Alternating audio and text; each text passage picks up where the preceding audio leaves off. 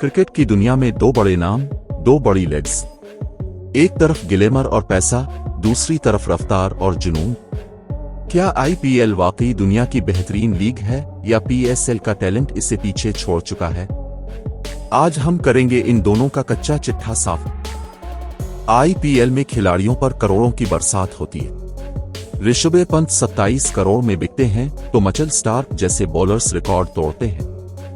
लेकिन क्या आपको मालूम है कि आईपीएल में मैन ऑफ द मैच को सिर्फ 1 लाख रुपए मिलते हैं, जबकि पीएसएल में यही रकम 5 लाख रुपए है। यहां से पता चलता है कि लीग की तरजीहात क्या है। दुनिया मानती है कि अगर बॉलिंग देखनी है तो पाकिस्तान सुपर लीग का कोई मुकाबला नहीं। शाहीन, नसीम और हारिस रऊफ की 145 प्लस रफ्तार बीटर्स के होश उड़ा देती है।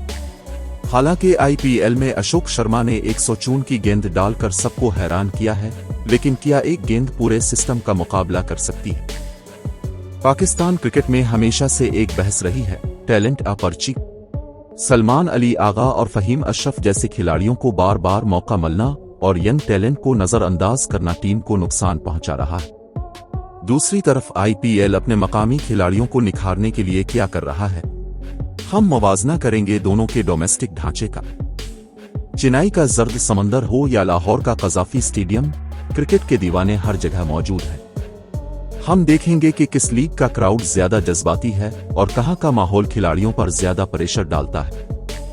आईपीएल एक बहुत बड़ा बिजनेस है, जबकि पीएसएल एक जज्बा है। सच तो यह है कि क्रिकेट फैंस को दोनों से प्यार है, लेकिन अगर आपको किसी एक का इंतखाब करना हो तो आप किसे चुनेंगे?